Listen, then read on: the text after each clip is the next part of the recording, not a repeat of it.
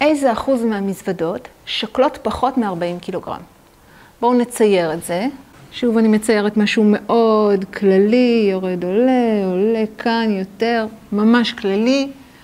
כאן זה 4.5, כאן זה 49.5, 40 קילוגרם יותר קרוב ל-49.5, ואנחנו רוצים לדעת איזה אחוז מהמזוודות שוקלות פחות מ-40 קילוגרם. כלומר, איזה אחוז נמצא פה.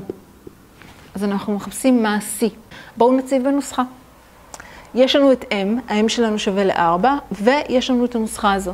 אז C של 40 קילוגרם יהיה שווה, פתח סוגריים, ה-X עצמו, שהוא 40 קילוגרם, פחות גבול תחתון של המחלקה ה-M, מחלקה הרביעית, 34.5, חלקי גבול עליון פחות גבול תחתון של המחלקה הרביעית, 44.5 פחות 34.5, אפשר לכתוב פה פשוט את רוחב המחלקה הרביעית, שזה 10, גם בסדר.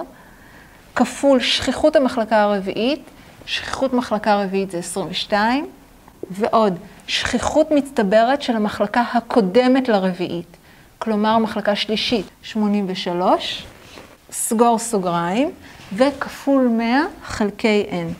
אז כפול 100 חלקי ה-n שלנו, שהוא 150. בואו נפתור את זה לפי סדר פעולות חשבון. 40 פחות 34.5 זה 5.5, ו-44.5 פחות 34.5 זה 10. קודם כל את זה.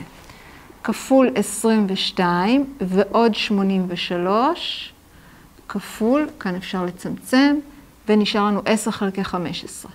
קודם אני פותרת את זה, כי יש פה גם חילוק וגם כפל, ואז אני אוסיף את ה-83. אז יש לי 5.5 חלקי 10, שזה 0.55, כפול 22, ואז אני אוסיף 83, וכל מה שיוצא פה, כפול 10 חלקי 15.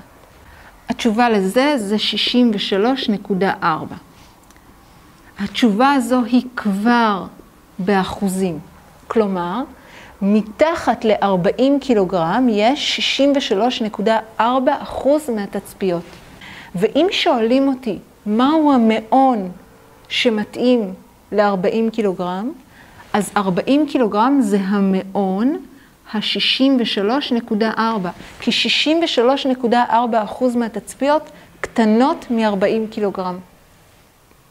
אז על ידי מציאת האחוז אני בעצם יודעת איזה מאון זה.